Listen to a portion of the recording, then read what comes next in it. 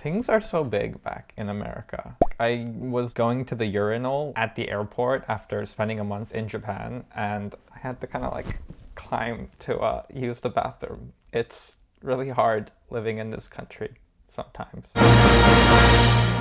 What's up, EverNever TV? It's June here, back from Japan. Today, we thought we would do a little look back on my time in Japan so I could tell you a little bit about where I lived for 18 years before I moved to America. So as you guys know, we are in the middle of the pandemic and travel is really difficult, so going back home to Japan, the visit was an unconventional one. As soon as I got off the plane, there's like 7 government checkpoints you have to go through. They like put a tag on you. I was wearing this green tag and I didn't know what it was supposed to be marking, so I was like, I hope this isn't a bad tag that I've been tagged with. They put you on a bus as soon as you clear your COVID test, and they take you to like a hotel that's been booked out by the government, and you're in this hotel room for 3 straight days, and you're not allowed to leave that hotel room at all. Any meals, stuff like that, it's all left outside your doorknob, and there's this announcement that comes 3 times a day at like set times that tells you to go grab your food. May I have your attention? There we go. We deliver to your meals outside of your room.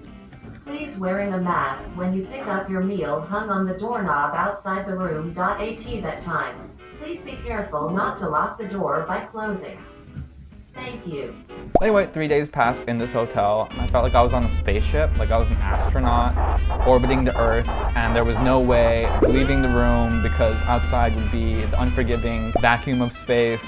And when I was finally let out of the hotel, you really appreciated the slightest change in scenery. I was like, oh, walls I haven't seen before. So after this spaceship quarantine, I went to spend the rest of the quarantine at my parents' place in the city of Yokohama, which is right next to Tokyo. Yokohama is right by the water. It's this like super futuristic city, especially the downtown area. I did have to spend 11 days inside, but now I was in my own apartment. It was really fun, just being like a little kid again, being in my like childhood room, having like my parents make food for me. And they were nice enough to also bring me my favorite local delicacies. Although I don't know if you can call them delicacies because they're the equivalent of Denny's or IHOP, but they have such good food. And here are some videos of me really enjoying one of these meals. First, put this over. Ooh, there we go. Oh, yeah. Got the soup underneath it. I'll like pour that in there. And this is kind of like fast food in Japan, pretty much. So good.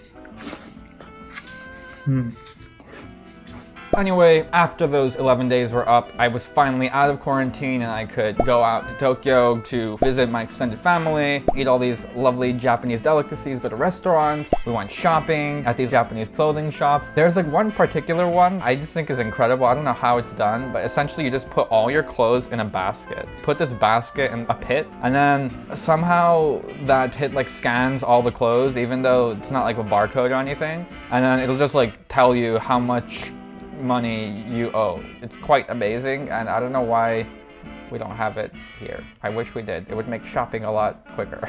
The other thing with clothes shopping in Japan is that it's quite popular to put English on clothes. Kind of like it's popular in America to put Japanese on things. You know, like it is in America where those Japanese Chinese characters often don't make any sense. A lot of the English on Japanese clothes don't make a lot of sense, but it creates these like often very funny creative combinations and quite encouraging and optimistic and affirmational. It's actually quite a uplifting thing to go shopping in Japan and reading all these weird t-shirts that are like, Brooklyn is a town, we believe in the good future. So all in all, it was a really different kind of visit back home. Couldn't spend as much time as I would have usually exploring, but it was really wonderful catching up with my family, getting all rested and revved up for this incredible year we have ahead. There's so much exciting news that we're going to share with you in the weeks to come. We're going to have a big video telling you guys all this, everything we have in store for EverNever World 2022, so keep your eyes peeled for that. And that's all for now. We'll see you next week.